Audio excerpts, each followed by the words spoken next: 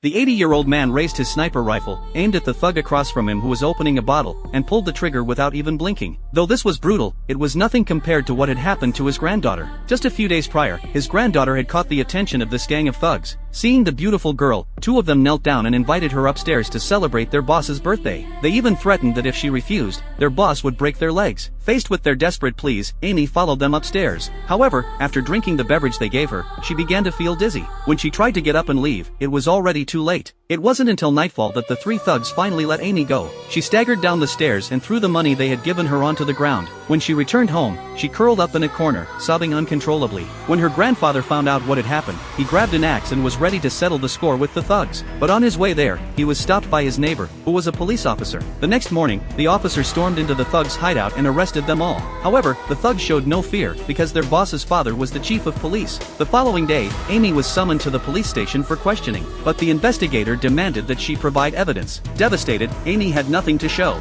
As soon as she returned home, she learned that the three thugs had been released without charge. After this, Amy cried herself to sleep every night, locking herself in her room. Her grandfather, a decorated war veteran, was furious when he learned of the thugs' release. He went to the prosecutor's office, wearing his medals, to seek justice. But in the end, his efforts were in vain. At that moment, he decided to take matters into his own hands. First, he went to the bank and sold his house. Then, through his own investigation, he found an arms dealer and asked for a gun that could kill. When the dealer heard about his granddaughter's ordeal, he sympathized deeply and handed him a sniper rifle to try out. The old man's marksmanship had not faded with age. With a few shots, he hit every target with perfect accuracy. And so, he took the sniper rifle home. His first stop was his sister's house, which happened to be directly across from the thugs' hideout. After weeks of covert observation, he discovered that the thugs gathered there every Friday to play cards. On Thursday night, he sneaked into his sister's house. The next day, as expected, the thugs arrived at the house to have fun. Watching them laugh and act recklessly, the old man did not grant them a quick death. Instead, he first aimed at the bottle in the thug's hand, then fired a shot straight at his groin. Afterward, he calmly walked upstairs to watch his neighbor play cards, as if nothing had happened.